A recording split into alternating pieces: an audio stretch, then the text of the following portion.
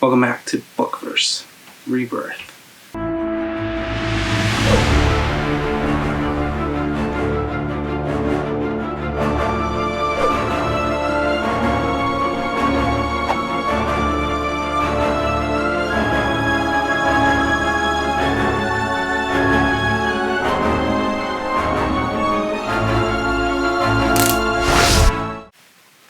It's been a few years since I've done some of these.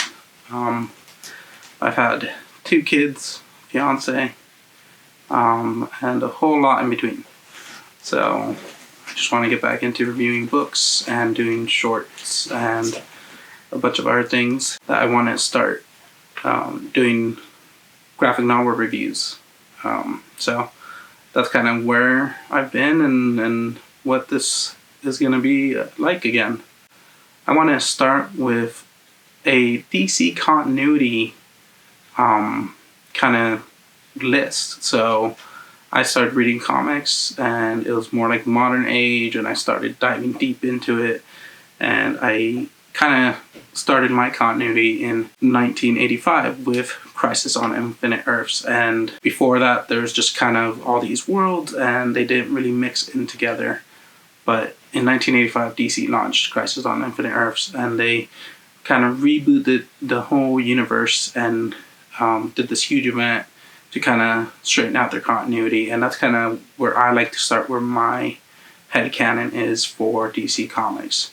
I know there's stuff before, and I do acknowledge that stuff before, but kind of storyline wise, I think it's a great jumping on point. And there has been a ton of great comics since then. So this channel is I'm gonna be reviewing things from Crisis on Infinite Earths to today, with a few in between graphic novels sprinkled in that are today's hits. You know, something that came out very recently, this month, next month, or even, last year. So it won't be all just these really older comics, because 1985 till 2022 is quite a lot of comics to get through. Well, before we get started, I want to talk a little bit about my favorite superhero.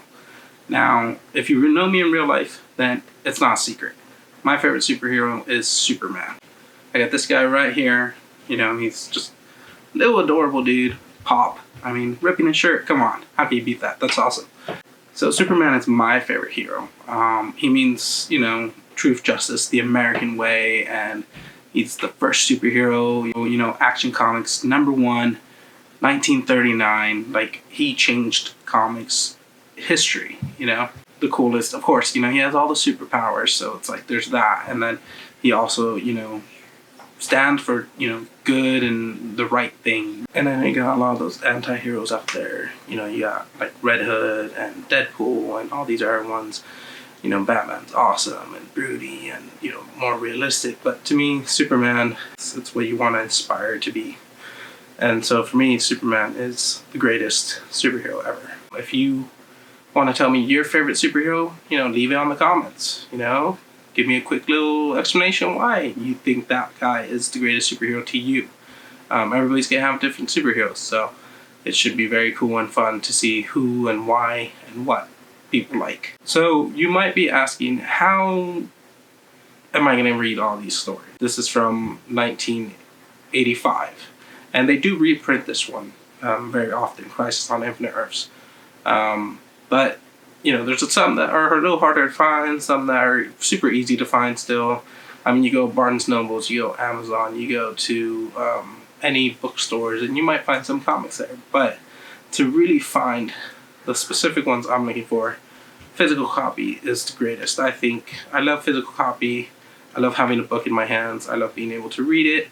I love being able to see it on my shelf and everything. But, there's some drawbacks. It's really expensive. There is a limited amount of space that you're going to have. And also, they are just harder to track down sometimes in physical copy. Now, don't worry though. There's a solution. There is an app called DC Universe, and this thing is great. It's only about $7.99 a month, I think. I got mine with a promo at $4.99, and this app has been amazing. So $4.99 a month. They have a huge collection of stories you can read there. They have all like the essentials. They have Batman, Green Lantern, any superhero you could think of, it's probably on there for the DC.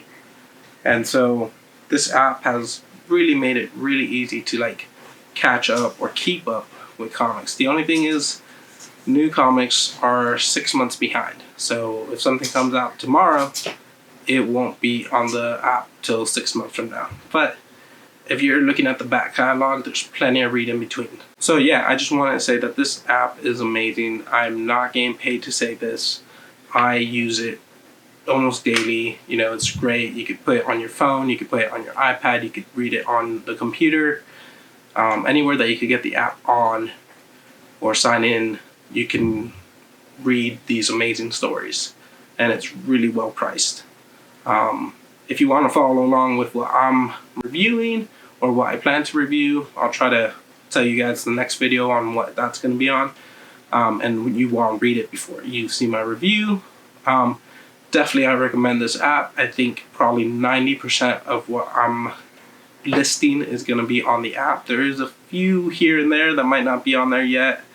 But for the most part, all of these comics are going to be on there, and I really recommend getting the app. It's amazing. Okay, now on to the comic that I am reviewing this week, and it is called Crisis on Infinite Earths. Now this one, like I said, is huge. It's one of the most important graphic novels comics that was released for DC Comics. Back in 1985, all the comics were just all over the place. You had a million different Earths. You know, you had Superman Earth 1, Superman Earth 2, Superman Earth who knows whatever, who, you know, has a ant head on it for a head. And so DC wanted to, you know, string it all together, have one continuity, one Superman, one Batman. And so what they did was this huge event that would re-scope the entire DC universe. So worlds will live, worlds will die, and the universe will never be the same. So that's what this one's going to be about.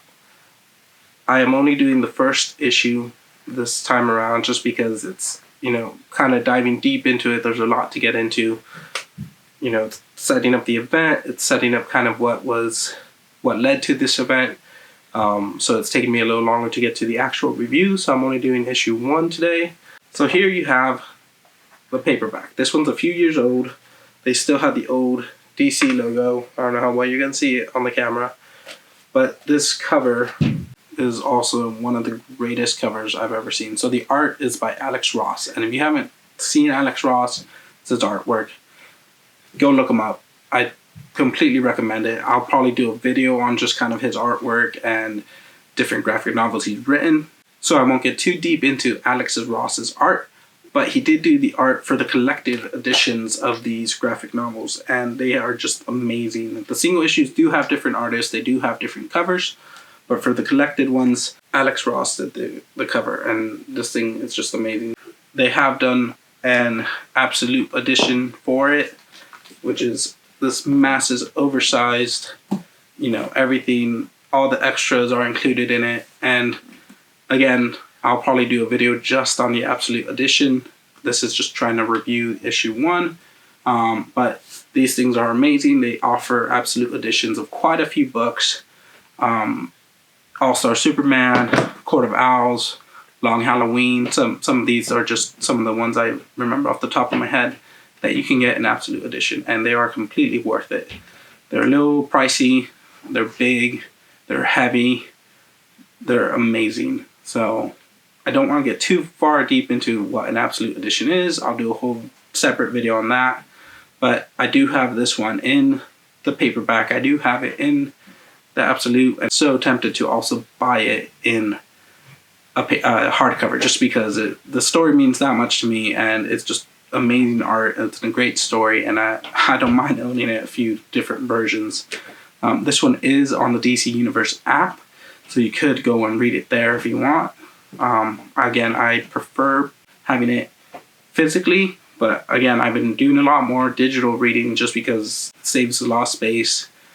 Basically, reading 1 or 2 issues on the app is like you read the rest of them for free, because what you pay monthly is so low.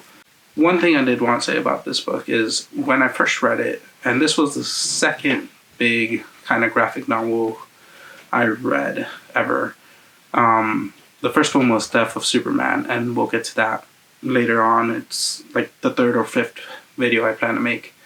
But when I was reading Crisis on Infinite Earths, I had read a few issues of Spider-Man, I had read a few issues of random Batmans, but I wasn't really into comics. I wasn't diving deep into lore and continuity and any of that stuff. So when I did finally read this one, I got hooked. I was like, who are these people? Who are these characters? What's their story? And I think this one, for how confusing it was for not knowing the characters, was great, because in this one you get to see almost every character that was made back in the time. You get a quick glimpse of all these random characters from Earth 1, Earth 2, just random Earth 3 characters. And in the cover, you also get to see all these characters that eventually you're like, oh, I know who that guy is now, or I know who that person is now. And it's really cool to look back and be like, oh man, they were in that cover, or they were in that story, and I didn't even know, because it was like the first one I read. So it's cool to go back and see, like, oh yeah, I know that character now, and it's been really fun. But so that's kind of my history with this one. On top of that, I was going through some very personal stuff back in that time. There's some stuff going on in my personal life, and when I read this, and it really let me get into superheroes and tough times in real life, and people use graphic novels as escapism, and we use them to see a better world, something that we hope that we could achieve one day. So having this story and everything beyond it really helped get me through that tough time in my life. All right, so here we go. Let's start with issue 1. So this was the beginning of the Max series event. This thing was, changing the entire history of DC Universe. Like, what does that mean? Like, what's going to be left? What's going to change? What's going on? And this is, I'm sure, what everyone was thinking back during 1985 when this story came out. And I read it way years later, so I kind of knew things move on. These characters are back, those characters are gone. You kind of figure that out. But back then, I could just imagine how crazy this whole intaking was. And if you read through the reboot of 2011, Flashpoint reboot, then you know exactly kind of what this must have felt like, because you're just like, what's going to be left? What are they changing? What's going to happen to my favorite hero? So overall, it was a great first issue. It got you involved into the Max series. It made you question what's happening, what's going on. The mystery was good. It had a great cliffhanger at the end. It set out to do what it needed to do. It started off the bat, destroying these worlds. So it's crazy that you would get something so straightforward, so straight to the point. Some events take forever to actually get there, and I'm glad this one, like, off of issue 1, like, you got this team coming together, you already have this problem that's happening, and so it's really good, I think, in that sense. I think it was really cool to show the different worlds. You got Earth 3, you got Earth 3 Lex Luthor, who's actually the only good guy in the entire universe in Earth 3. You got the funny interaction with Firestorm and the Ice Lady, and then you also get like the cool monitor reveal and all this really cool stuff in just one issue. And I think they pulled off a really good first issue. On the flip side, though, there is some things. First off, the collection cover gives away a lot. It spoils some stuff, but I mean, it's from 1985. Like, if you're gonna expect no spoilers, then you're out back here. The other thing is, like, it's cool that you get so many characters, but at the same time, you're just like, man, that is a lot of information, a lot of characters all at once. So it's kind of just like throwing it in your face, and you're just like absorbing as much of it as you can. But yeah, there's a ton of characters, and some people don't get the spotlight. Like, it would have been cool to see Earth 3 a bit more, and I guess you could go back and read back issues of Earth 3, with the Crime Syndicate, but it would have been nice, just a little more breathing room. It's great that it got straight to the point, but at the same time, that kind of is one of its faults. But yeah, it's really cool. They get straight to it. They're killing off worlds. They're killing off characters that people have known for years. So it's like whoa, who would have thought they would ever do this? So I think the first issue was great. It definitely makes you want to come back for more. The art is amazing. Again, it's a little more old school. It's definitely the art of the time. It's 1985, so the art doesn't have that sleek modern look that we are probably used to nowadays, but it's still phenomenal art. I think that's the great thing about comics. You could have art in different stages. Like you got Sandman, which is like dark and gritty and dirty kind of looking. And then you have stuff like Nightwing New 52 is so clean and smooth. So that's kind of my overview of issue 1. I know it's been a really long video. There's a lot to get through before I kind of got into the review of the issue.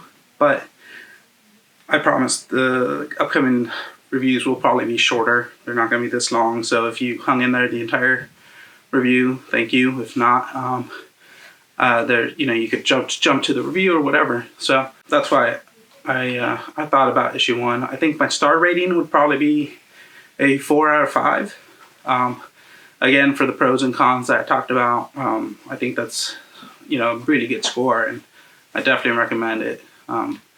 So I'll be reviewing probably issues 2 through 6 next.